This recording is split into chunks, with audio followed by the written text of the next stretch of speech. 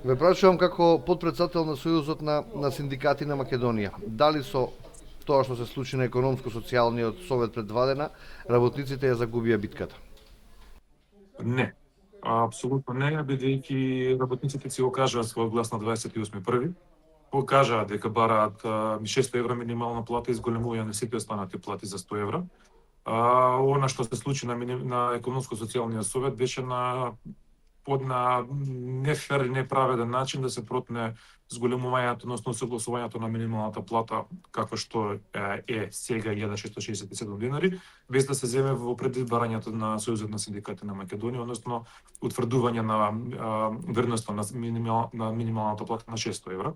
Затоа и представниците на Сојузот на синдикати на Македонија, председателот и председателите на гранските синдикати напустија таа седница, бидејќи ние не прифаќаме да не се разговара за 600 евра минимална плата, тоа ни е основното барање, и за тоа барање, како што знаете и сами, имаме донесени одлуки и на председателство на Сојуз на синдикати на Македонија, и сите грански синдикати имаат донесена таква одлука, и сите тие одлуки беа потврдени на Советот на Сојузот на синдикати на Македонија. Немаше простор да се остане да се дебатира уште еднаш како за последен пат, рекол? Доколку се останеше, ќе испаднеше дека Сојузот на синдикати на Македонија покрај овие одлуки што ги има донесено останува, дава право на кворум на таа седница и на таа точка на дневен ред да помине и да се правдаат после владата. Еве и Сојузот на синдикати на Македонија остани, они се за ово износ на минималната плата, што воопшто не е точно. Како што кажав, да не се повторуваме, нашите барања ги знае целата држава, ги знаат сите работници, знаат зашто ги бараме. Еве и она после онаа математика што испадна, нели се презентирала на таа седница и потрошувачката кошничка од страна на владата, и од таа потрошувачка кошничка испаѓа дека со две минимални плати не се преживува и дека со пак фалат оние 100 евра што ние ги бараме за зголемување на останатите плати. Што значи дека сега направи владата потрошувачка кошница што е пониска од синдикалната минимална кошничка, и таа пониска потрошувачка кошничка пак со две минимални плати не се преживува во државата. Значи се што прават само ги потврдуваат нашите барања, се што прават ги потврдуваат нашите тези. А тоа е дека платите во Македонија се многу ниски, дека со една, две или три или пет минимални плати не се преживува, дека мораме да имаме нови системи на пресметки на плати, што веќе ги имаме, ама не се уважуваат од страна на владата. Направено се од наша страна, ништо не одговара.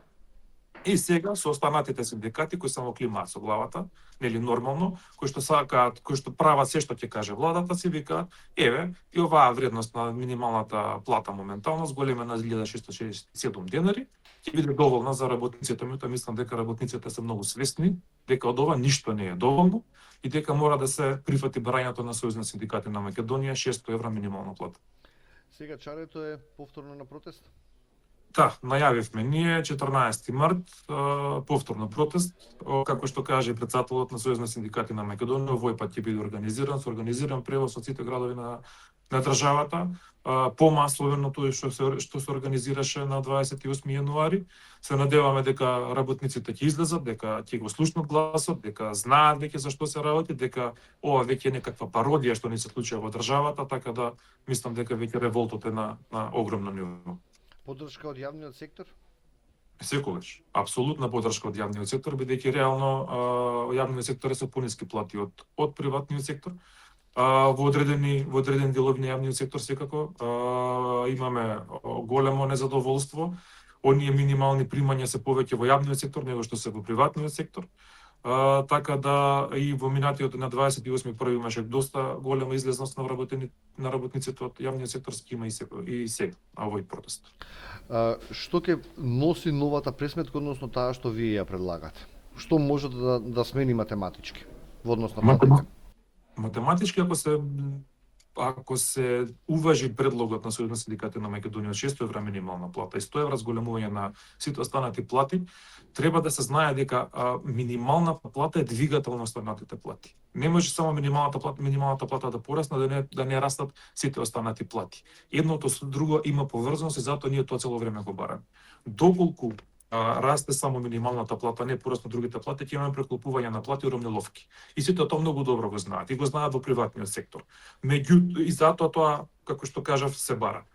Доколку рипне минимално, ги движи другите плати нанапред. Доколку се уважи ова барање, минималната на 600 евра, другите да порасна за 100 евра, ние претпоставуваме и ми имаме математика направена дека нема да порасна само за 100 евра, другите плати туку ќе пораснат и за многу повеќе. Во големите компании на приватниот сектор имаме и поголеми плати од 600 евра како минимална плата. Може и да се каже слободно дека нема во големите компании работници на минимална плата, меѓутоа кога ќе порасне минималната плата на 600 евра и тие работници што имаат повисока плата ќе добијат повисоки примања. Тоа ќе важи за работниците во јавниот сектор, тоа ќе важи за работниците во приватниот сектор. Што ќе се случува сега во јавниот сектор по ваквите барања за протест? Дел од нив добија и покачување на платите. Дали има задоволство од друга страна? Токму така, дел еве и ние сме дел како синдикатот на УПАС во преговори со владата, односно уважено наше барање од минатата година, меѓутоа тоа не е поврзано со минималната плата. Дел од јавниот сектор, доколку се уважи барањето за 600 евра минимална плата, ќе се покачат платите веднаш за 12.000 денари, колку што е разликата на старата минимална плата и новата минимална плата. Дел од јавниот сектор ќе добие процентално зголемување за раст од старата вредност на новата вредност. Дел за жал имаат колективни договори и пресметка на плати во кои што минималната плата не е како основен елемент. На пресметка ќе останат на истите, меѓутоа токму тоа што го зборевме претходно. Доколку рипне минималната плата, не може тие плати да не се зголемат. И тие плати што не се поврзани минималната плата ќе мора да се направи корекција, ќе мора да се зголемуваат склодно со она што се зголемила минималната плата. Ја спомнавте и пресметката, владината пресметка на минималната кошничка. Што ќе се случува сега во однос на пресметката на трошоците за живот за граѓаните? Еднак имате вие, еднак има власта, на која ќе биде релевантна, на која ќе се земе обзир? Пресметката што прави Сојузот на синдикати Македонија правиме 2011 година и таа нема да престане да ја правиме. Имаме и до пред 2 години имавме различна пресметка по производите што ги оние податоци од што ги вади Државниот завод за статистика. Направивме пред 2 години измена, сега ги земаме реалните цени на производите што се наоѓаат во маркетите, тоа ги гледаме најниските цени за производите во маркетите. Искрено не стигнав да прегледам онаа што ја направи владата, меѓутоа и таа што ја направи владата и таа што нашата синдикална минимална кошничка, разликата е 7 или 9.000 денари ако не се лажам. Она што е битно е дека и владината моментално покажува дека она што е целта на синдикалната минимална кошничка, дека со овие плати во државата не се живее. Вие имате владина синдикална кошничка која изнесува 50 и колку беше 37.000 денари, нашата изнесува 65.000 денари и двете покажуваат дека ниту со минимална плата, ниту со просечна плата во оваа држава не може да се преживее.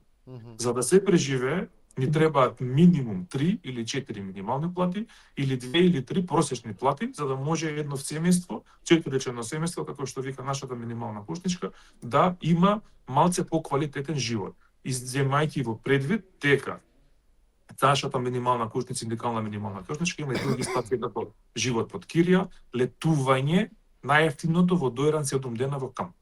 Не стигна да ја проведам онаа синдикална кошничка што ја не е ни синдикална потрошувачка кошничка на владата, да видам какви елементи содржи таа. Меѓутоа пак ќе повторам и нивната кажува дека во оваа држава се многу ниски плати и имаме многу ниски плати и дека во оваа држава не се живее со 2 минимални или со 2 просечни плати. Притисоците од кои што вие укажувате дека ги имате од страна на владата по настојувањата за да се зголемат платите се препознаени од европските синдикати. Добивте поддршка во тоа и ги драстично се спротивставуваат на односите кои што ги имате на релација синдикати власти. Како може Европската заедница на синдикатите помогне во овој случај? Веќе имавме вчера состаноци со меѓународната организација на труд, со представникот кој е задолжен за Република Македонија, испративме писмо и до европските и до светските федерации каде што членува Сојуз на синдикати, испративме писма и до градските федерации каде што членуваат градските синдикати, од сите страни стигнуваат поддршки. За нив ваквите ситуации се надминати многу одамна, кај нив преговорите и диалогот траат како што треба и се одвиваат како што треба, без вакви напади и лични и семејни врз оние што ги водат синдикатите. што веќе во Европа тоа не е практика со години наназад, па можам да кажам слободно никогаш не ни било. Она што е трагично што и државните институции не напаѓаат преку инспектори на државен инспекторат на труд, влегуваат и прават без да влезат во синдикатите, прават наводни надзори на нашето работење и ни кажуваат дека статутите ни се лоши, дека треба да ги смениме, што воопшто не е работа на државен, поготоа државниот инспекторат за труд. Меѓународните федерации се на наша страна, упатуваат писма за протестни писма до владата. Веќе лично ги поканивме ќе доаѓаат во државата највисоките представници на европските и светските синдикални федерации или ќе да искажат поддршка лично во Македонија, во Скопје, и да застанат, и веќе се застанат и за нашите барања за 600 евра минимална плата и за покачување на сите останати плати. Така да мислам дека владата треба да се свести дека со вакви напади и лични поготово и семени на нашите семејства дека нигде нема да не доведе, туку само дека ќе го зголемува револтот и на работниците и на граѓаните. Тејановски ти благодарам за овој разговор. Секако екипата на телевизија 24 ќе го проследи протестот на 14 овој месец што го најавивте, па ќе ги пренесеме вашите пораки. Благодарам на поканата.